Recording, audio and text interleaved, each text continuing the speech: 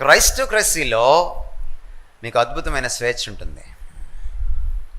Bible చెప్తున్న మాట 2 కొరింథీ పత్రిక 3:18 ప్రభువే ఆత్మ ఎక్కడ ఉండునో అక్కడ స్వాతంత్ర్యం ఉండును. నేను మిమ్మల్ని స్వతంత్రులుగా చేసిన యెడల మీరు నిజముగా స్వతంత్రులు, కుమారుడు మిమ్మల్ని స్వతంత్రులుగా చేసిన యెడల మీరు నిజంగా స్వతంత్రులు. If the sun sets you free, you are indeed free. There is no freedom apart from Christ.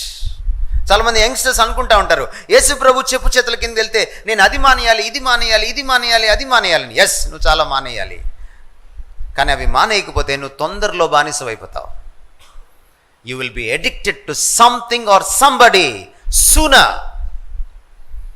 కానీ నువ్వు యేసుక్రీస్తు కిందకి వచ్చినప్పుడు, కమిట్ అయినప్పుడు నువ్వు చాలా మానేస్తావు, కానీ చాలా పొందుతావు.